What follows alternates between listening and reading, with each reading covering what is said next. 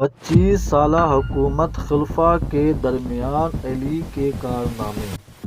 حضرت عثمان کا قتل 35 کے اواخر میں ہوا اور یہیں پر حضرت علی کی زندگی کے چوتھے مرحلے کی تکمیل ہوئی۔ وہ خلافت کو چونکہ اپنا حق سمجھتے تھے، اس لیے اس 25 سالہ دور میں انہیں خلفائے ثلاثہ کی حکومت سے اختلاف بھی رہا۔ اس کے باوجود انہوں نے خلفائے وقت کی مدد، ہدایات اور تعلیم احکام سے گزاری سے کوئی دریغ نہ کیا اور اسی طرح آپ نے عالم اسلام کی قابل قدر خدمات انجام دی۔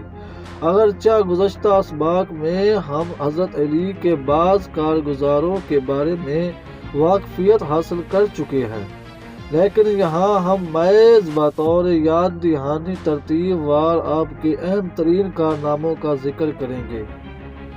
نمبر 1، قرآن کی تفسیر، اس کی جمع آوری اور علم تفسیر میں بعض شاگردوں کی ترتیب۔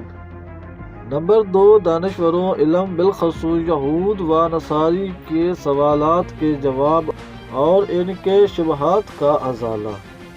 نمبر 3، ایسے واقعات کے احکامات بیان کرنا جو اس وقت تازہ اسلام میں رونما ہو چکے تھے اور اس کے بارے میں بالخصوص نص قرآن و سنت پیغمبر اکرم صلی اللہ علیہ وسلم موجود نہیں تھی۔ نمبر 4، خلفاء کے سیاسی و عملی مسائل حل کرنا اور ان کی جانب سے مشورہ کیے جانے پر ایسے نظریات پیش کرنا جو ان کی مشکلات کو دور کر سکے۔ نمبر 5، اپنے پاک ضمیر اور روشن ذہن شاگردوں کی تربیت و پرورش کرنا جو سیر و سلوک کے لیے آمادہ رہیں۔ نمبر 6، بعض لاچار و مجبور انسانوں کی زندگی کے مخارج پورا کرنے کی سعی و کوشش کرنا۔